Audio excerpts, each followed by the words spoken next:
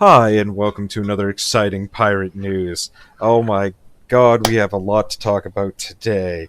With me, we have Jamie, Malt, and Steve, the ones and onlys. And of course, I'm with you too.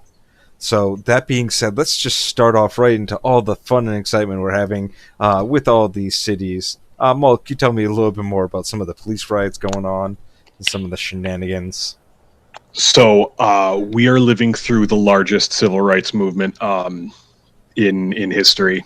There is more public support for the network of organizations and groups in the movement for Black Lives. Over half of the country supports torching a police precinct, which is unheard of. The Minneapolis City Council has secured a veto-proof majority to abolish their police force, not reform, abolish. There's been protests in every state in the country, and many others abroad. I've seen them in Japan, Korea, Berlin. China. Yes, Berlin, China, Paris. It's inspiring, really. The support for police among white Americans has been dropping by double digits. Upwards of 6 officers in the New York City Police Department are retiring a day, in addition to, just from stress. That's not including all of the other officers in that private army that quit for other reasons. That's just from stress. Cities are running out of tear gas. Yay! Yeah.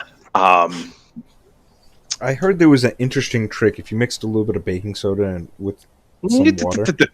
There is a lot of bad first aid advice circulating on social media. You really want to avoid putting powders into water, because if you don't mix them well enough, you basically suspend a crystal in a fluid, which is then sprayed into the eyes. It's an abrasive.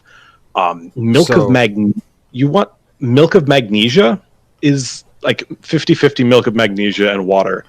But really, you just need water. Mm-hmm. Like, some people will say saline, but just water. So if you're not a medical professional, you shouldn't administer medical, treatment? Is that what you're telling us? Well, water is water. Yes. Yeah, I'm saying social media is not a reliable source of medical information. Well, I would say that probably the best thing to do is, if you are extra susceptible to it, try and make sure you have somebody with you that can help you in that scenario. And if you're not susceptible to it and you see someone that is having a tough time, help move them to fresh air and get them out of that situation. Be a hero. Well, yeah, I mean, a lot of participating in public demonstrations, which could be a very empowering kind of thing to do. It's like anything else, it requires planning. So you ideally should go with people so that, a group of you can take care of each other. Like they teach you in driver's ed, always look for a way out. This is absolutely true when you're in the middle of a demonstration. Know your exits. Yep, exactly. And don't don't get kettled. Be aware of your surroundings. Don't let them kettle you. Yeah, the best proactive defense here is to get your city councils to abolish the use of these chemical weapons. They are violations of the Geneva Conventions. They are not used against violent protesters. They're used against people speaking out against the police as a punitive punishment. They are trying to silence us. They are not interested in protecting our communities, because the police are more vandalous than the Black Bloc. Police have been slashing tires, they've been busting windows, they've been open firing on medics, another Geneva Convention violation, but what the fuck ever, that even applies. And journalists. And journalists. 247 instances, at last count, of violence directed at journalists. Legal observers are getting snatched. Seattle PD they recently sent 7 cars to arrest the person who videotaped them macing a 9-year-old girl. They are spray painting cars to make them easier to snatch later. It's a police riot. It is a countrywide police riot. They are targeting people of color, Black Americans, and activists. There is no uninvolved at this point. It's all of us versus them. The one case, in relatively recent history, and recent history means like last 50 or so years, where I've, know of police actions like this was frankly Northern Ireland. This is how the Troubles got started, essentially. Between it was a population that was discriminated against in terms of job opportunities, housing, et cetera, et cetera. Speaking in Northern Ireland, this would have been Catholics. The police tended to break up marches for civil rights by with police riots, effectively. They would just come in with clubs and start busting and just go right up to the front of the line and start splitting skulls. And, of course, there is Bloody Sunday, when the British military killed 13 or so people during a march. I think wasn't that more the military than the police? Well, in that case, it was the military. But the point I'm trying to make is, by the time if a population is a group of people is trying to express grievances, and your answer to that is to beat them to a bloody pulp, there are two ways that this could end. One is that they are beaten to a bloody pulp and they go and crawl back under a rock, or the other way that it can turn out is you have essentially a long-running terrorist campaign that runs for decades. Well, I disagree with you. There's only two ways. I mean, people practicing nonviolent direct action can basically continue with that effort and, in fact, escalate their nonviolence. It's been used in India. It's been used in lots of other countries. So, I mean, I don't want it to be like an insurrection, or we just throw up our hands. There's other things that we can do. I do have to say sorry, go ahead, Malt. Let me say this one quick thing, and then I'll throw it back at you. I do have to say that the violence did take a much calmer tone after all 4 officers were charged. But they're still going on. It's not just the charging of those 4 officers. A lot of cities have stepped back on the anti-protest violence, and because of that, the protests have not been getting violent. But what was I going to say? The things that's going to keep protesters safe is by partnering with progressive gun-owning organizations. In Worcester, someone climbed up on a building and had a box of Molotov cocktails. The police had been using pepper balls and chemically infused sponge rounds. They didn't use those against the guy with the Molotov cocktails. They talked him down. Worcester PD clearly understands how to use conversation to de-escalate a situation. They deliberately chose not to do that with the 20 to 30 protesters who continued after dark that were brutalized by these cops. So we need to take their toys from them. Well, isn't it classic action of the Black Panthers? I mean, the original Black Panthers to have legal firearms and protect against police brutality by policing themselves. Yes, and not by policing themselves. Well, I mean, being the protectors of them. This concept of policing themselves, I'm incredibly skeptical of. I think what it does is it conditions organizations to work with the cops in order to maintain this like liberal, polite decorum. I don't think that should happen. Neighborhood watch and the like. Yeah. have been organizations like the New Black Panthers, protesters inspired by the original Black Panthers, many of whom are still alive and still in federal penitentiary. The John Brown Socialist Gun Club. That's all I can think of off the top of my head. I mean, there's other things that have been done in cases like this, and one is for the community to come together and have their own judicial process and their own way of resolving disputes that doesn't involve the police, that doesn't involve the court systems. And that's been a long, nonviolent, direct action tactic that's been used. Yes, I'm all for police abolition. I'm talking about before we get to the abolition part, right. Like what we can do to keep folks safe now.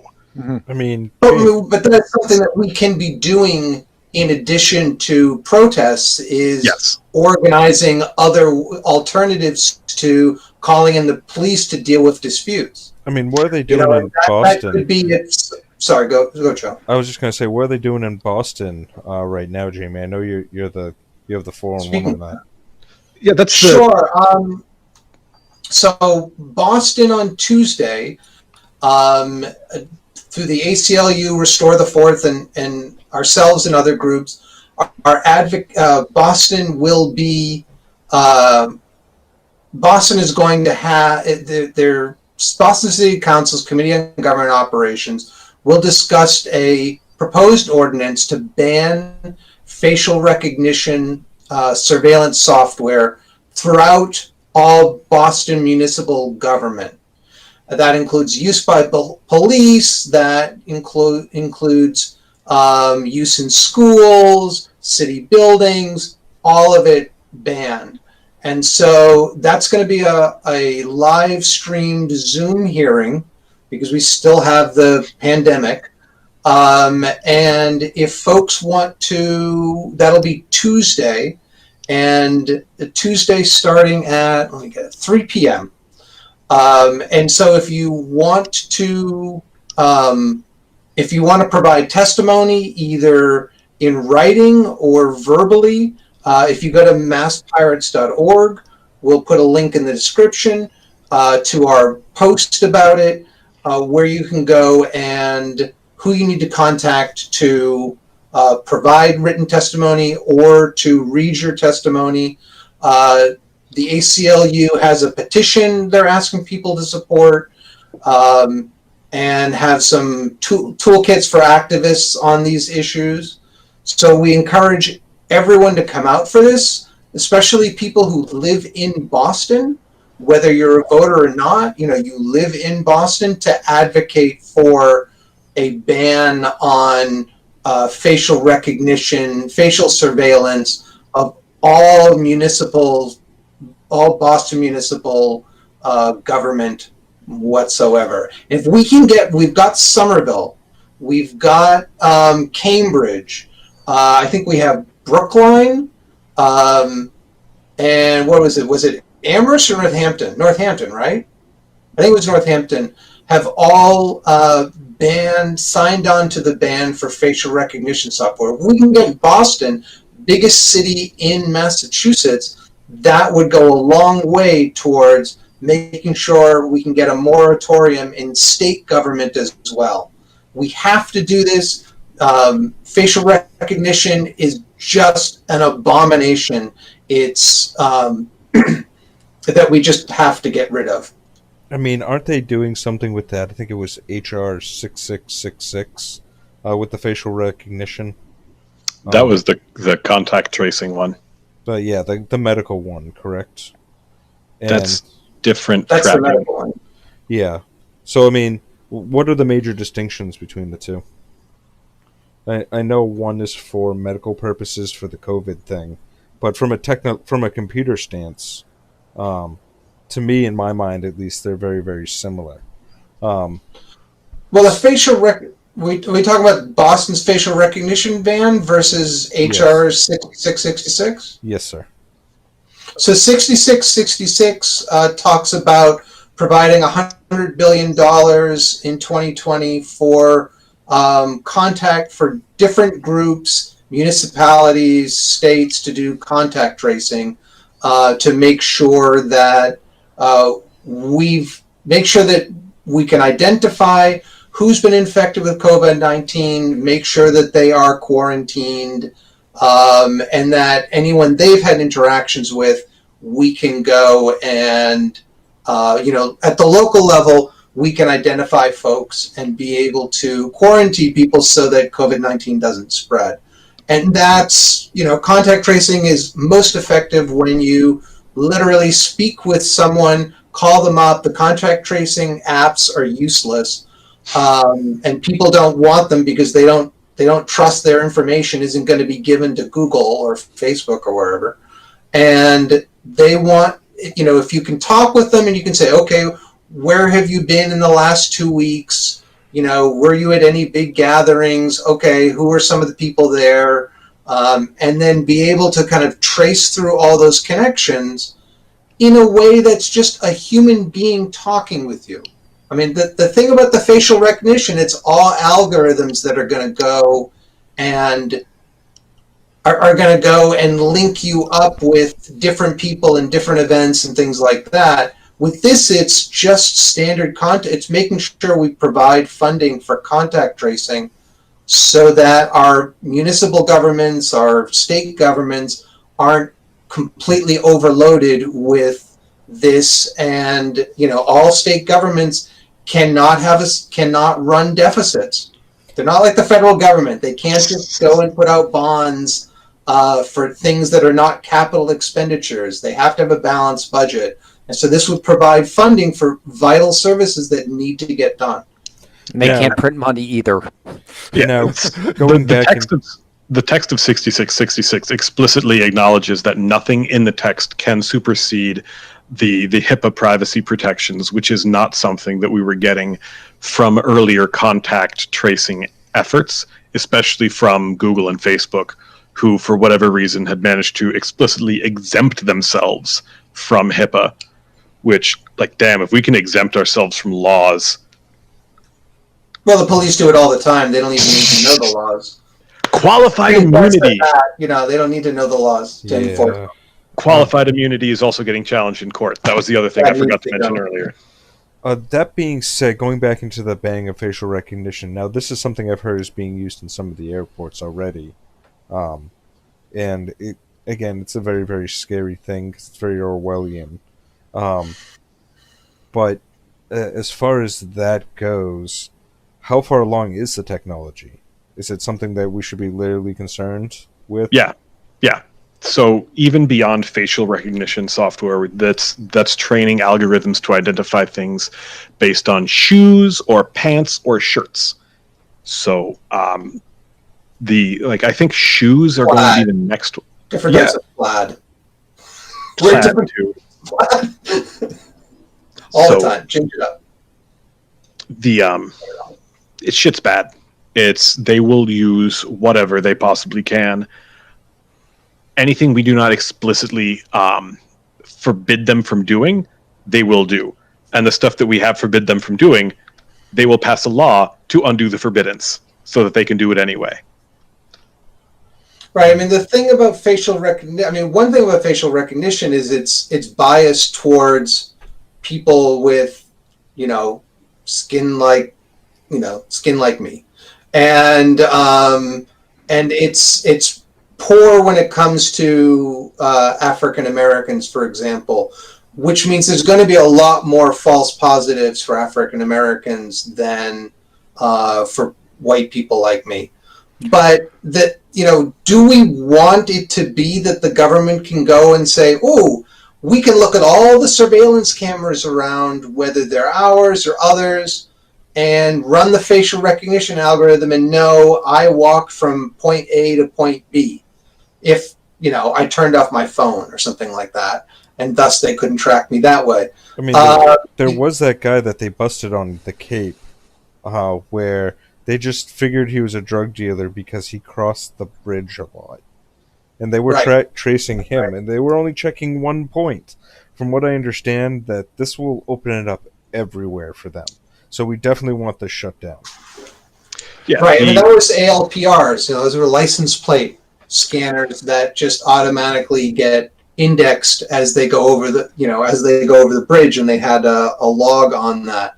If it could have been someone else driving his car, and if they have the facial recognition, they'll know, oh, it's not him, so we can ignore that. It's someone else, even though it's in the same car.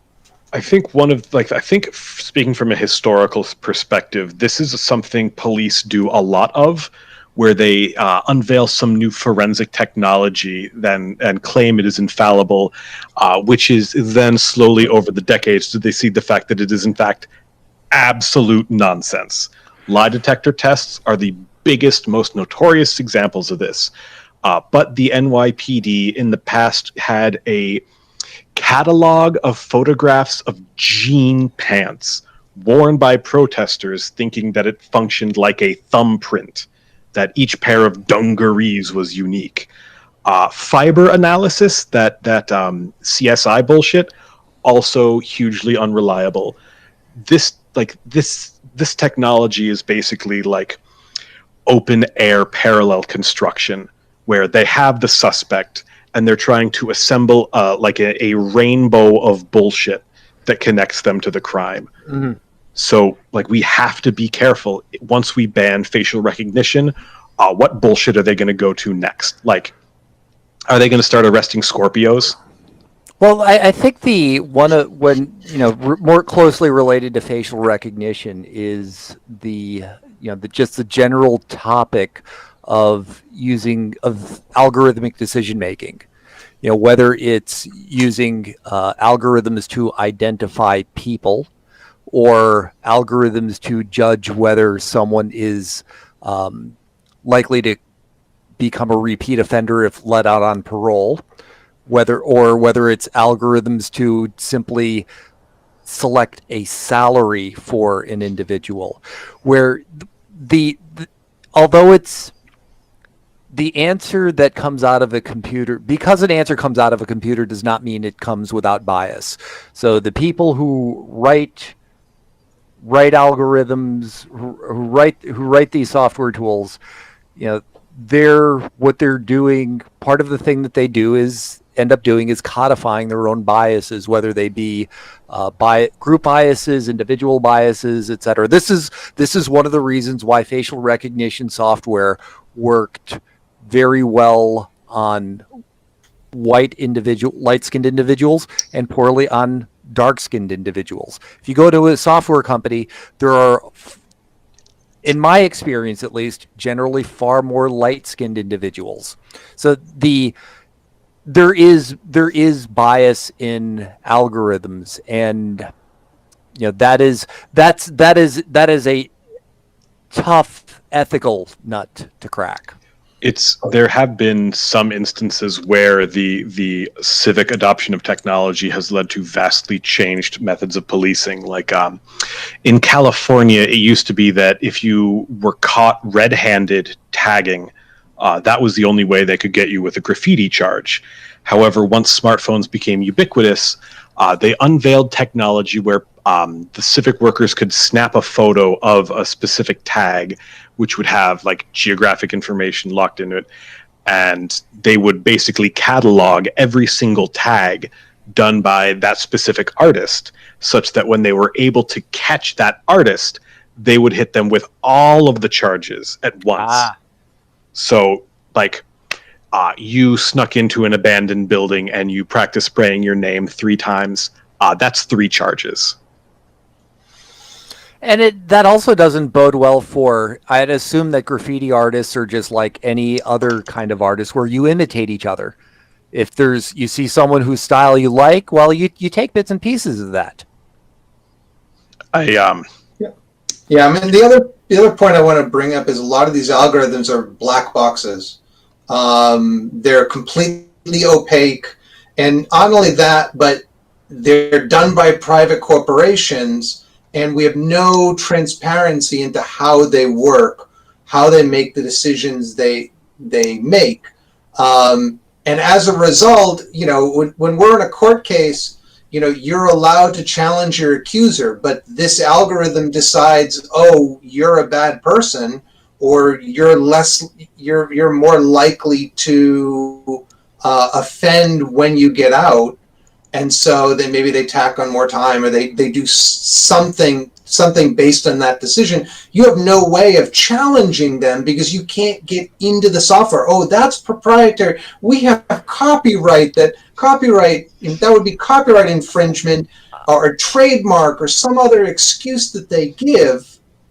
But that's public policies decisions are being made based off of these opaque algorithms that we cannot in any way interrogate.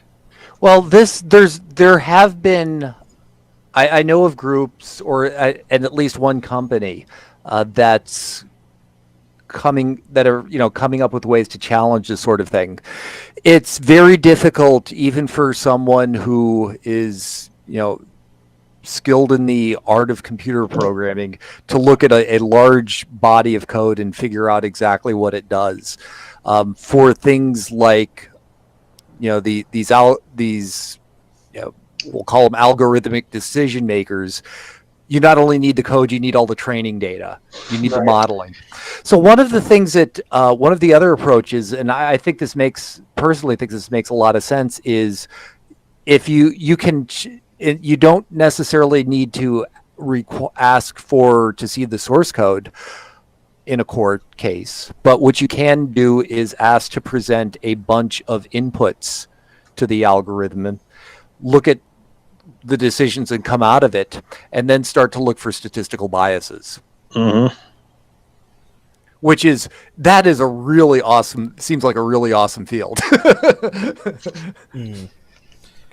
So that being said, out of all the bills coming out, there was another bill that kept on popping up on everyone's attention.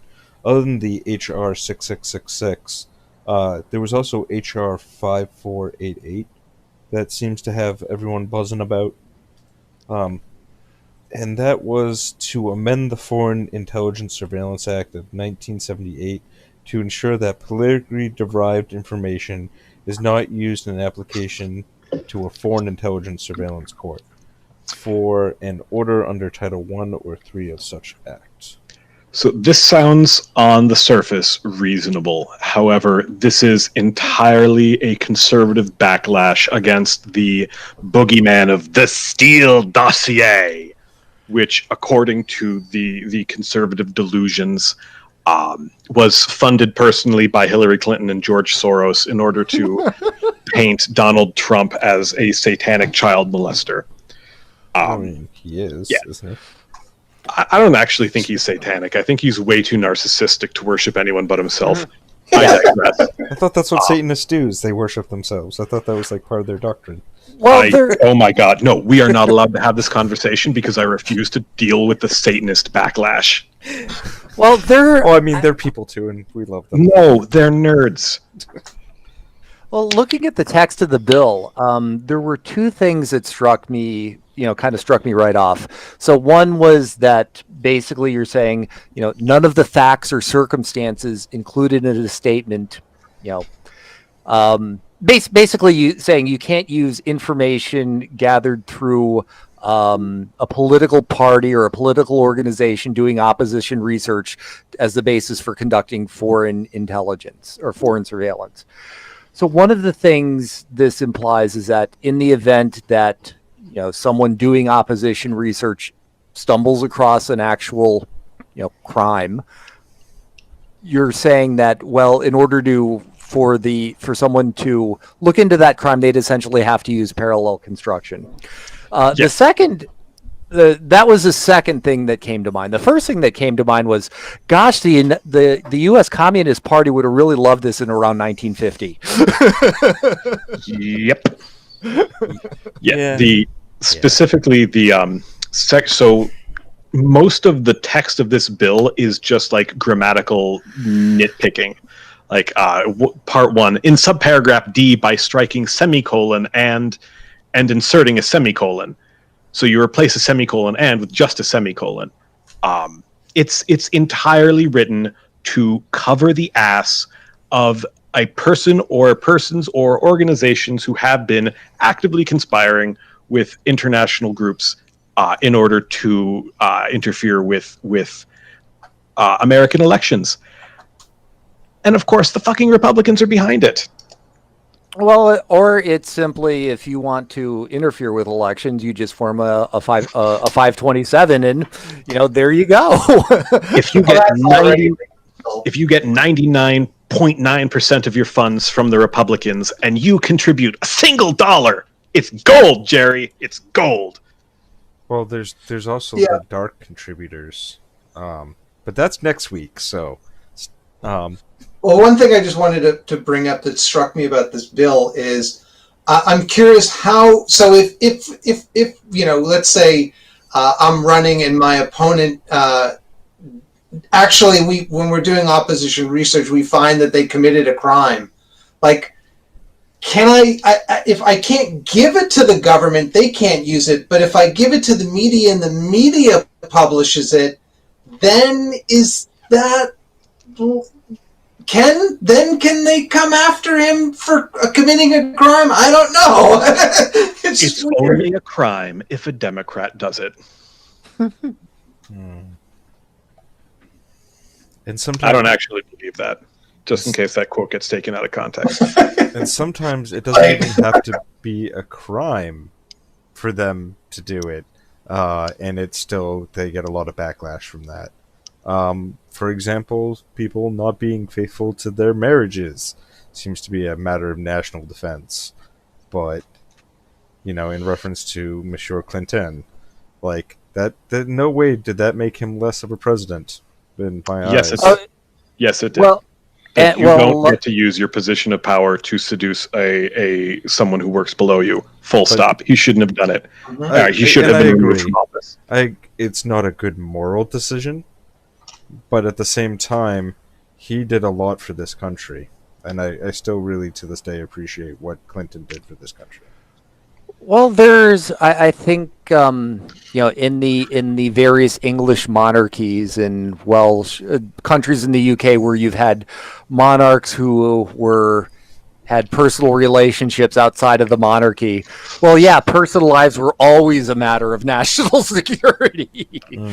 True, and I'm not saying on a moral level it's justified in any way, but doing conspiracy with other foreign powers, I think, is a little bit more of a heavy burden than cigars in inappropriate places. Mm-hmm. Oh, geez, I keep forgetting about that. Oh my god.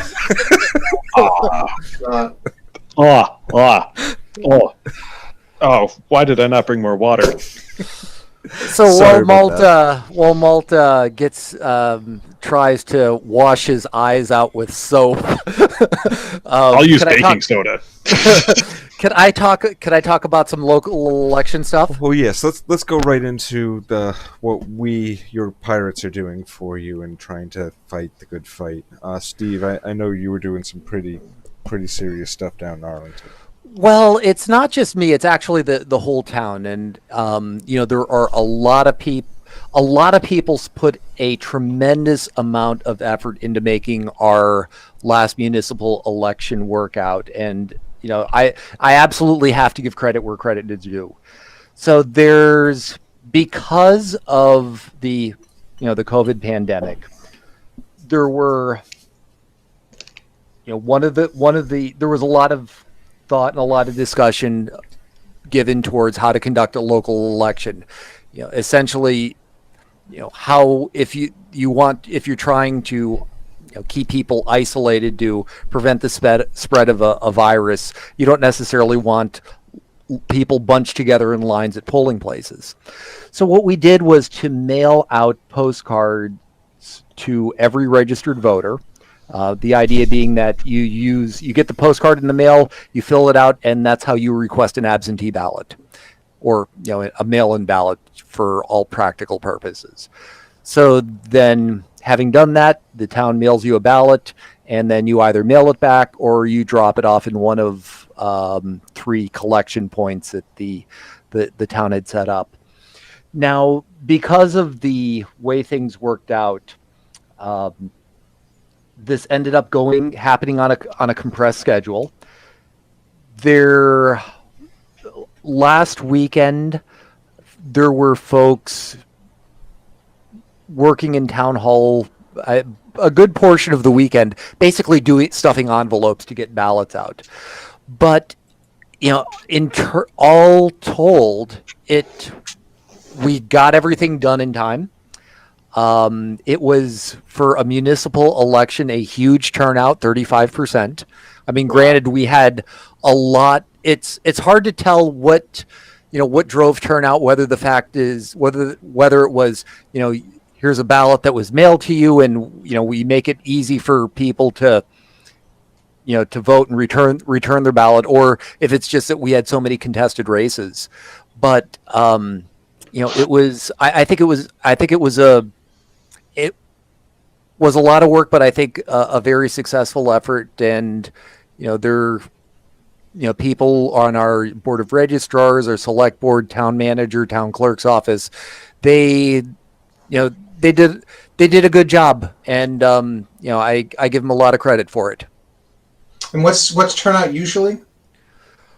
10%. Wow, so it's three and a half times.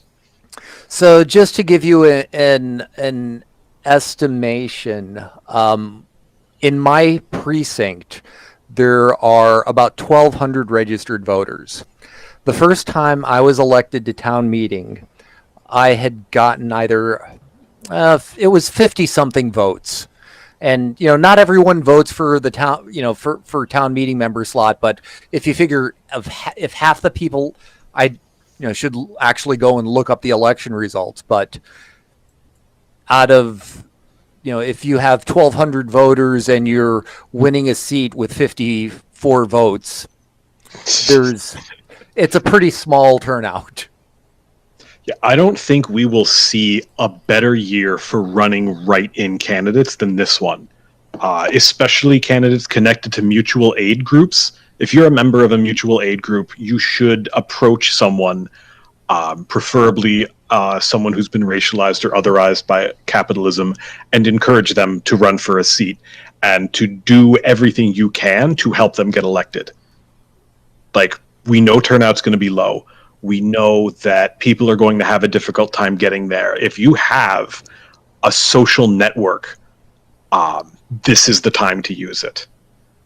Especially when I think the latest figure I saw was something like 125 of the 200 people who are in our legislature are running unopposed in the general election. Yeah, if you're in a situation like Worcester where your city government is supporting the police, you need to put the fear of God into them. You need to get them out of their thrones. Like, you need to send them running. The minute they think their cash cow's about to dry up, they will make concession after concession after concession. Well, I mean, going back into the absentee voting, there are some let-ups from it because of the COVID thing, correct? From what I understand, it being a higher risk of COVID allows you to go ahead and mail more in, especially if you have people with asthma and stuff like that. I've heard some places are doing it. Well, there's certainly efforts in the legislature to make it easier to do vote by mail. But it isn't like Oregon or Washington where everything is vote by mail. It's, we're going to have more locations to do early voting, and we're going to be more lenient about people asking for absentee ballots and things like that. Yeah. But I mean, for the most part, people will still have to go and vote, correct, in Massachusetts? I think it's too far out to say. Okay. Yeah, and one of the statistics I would be very interested to know, just from my own town, is the number of ballots cast by mail versus the number of ballots cast in person. That I haven't not seen. It's not a statistic we typically report, but it would be interesting to know. Okay. And gentlemen, that's all the time we have for today. I really do appreciate all of your time and all of your good input. You listening at home, please share, like, and subscribe. Help us get the word out. We really appreciate it, and we appreciate everything we do. Gentlemen, thank you very much for coming on tonight. Fuck the police. Take care, guys. Thanks.